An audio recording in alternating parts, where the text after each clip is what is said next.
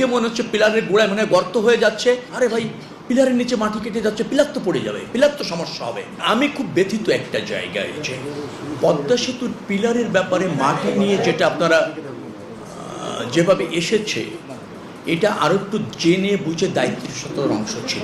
পদ্মা সেতুর যে জায়গাটা আমি জেনেছি, এই রেল সেতুর যেখানে এটা একটু গভীরে দু একজন সাংবাদিক জানলে ভালো হতো। যখন আপনি কোনো মেগা স্ট্রাকচার করবেন, স্ট্রাকচারকে কাজ করার জন্য কোনো সময় একটু আপনার ওটাকে বলা হয় ভেহিকেল চলাচল, স্ট্রাকচারেরটাকে দাঁড় করানোর জন্য অথবা ধরেন বিল্ড করার জন্য কিছু নিচে কিছু সাপোর্টিং লাগে।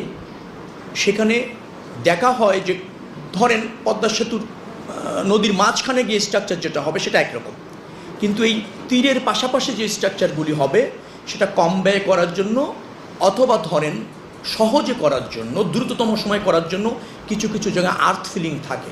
আর্থ ফিলিং থেকে ওখানে ভিকেলগুলি নিতে হয়, যন্ত্রপাতিগুলি নিতে হয়, নিয়ে আবার ওখানে শাটার সেট করা, বিল্ড আপ করা, এগুলি কাজ করতে হয়। এই জন্য দেখবেন যে কোনো কোনো জায়গায় আপনি যেখানেই সেতু হবে দেখবেন, একটু দেখে নেবেন যে দুই পাড়ে কিছু জায়গায় একটু বাঁধের মতো করা হয়, করে সেখান থেকে সেতুটা কাজ করা হয়, কাজ করে ওটা আবার অপসারণ করে দেওয়া হয়, আবার চলাচলটা ইজি করে দেওয়া হয়।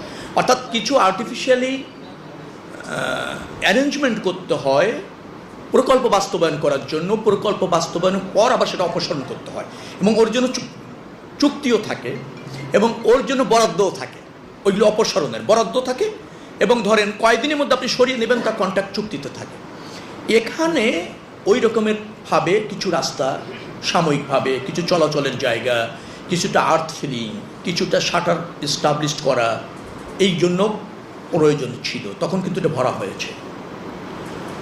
সেতুটা নির্মাণ হয়ে যাওয়ার পর ওটা কন্ট্রাক্টরের সাথে চুক্তি থাকে, এটা অপসারণ করে ফেলতে হবে। কিন্তু ওই সরকারের আমলে, অন্তর্বর্তীকালীন সরকারের আমলে এটা অপসারণ হয়নি দীর্ঘদিন ধরে। ব্যর্থতা ওই জায়গায় যে কন্ট্রাক্টর ওটা সরে নেওয়ার কথা ছিল, সে সরায়নি।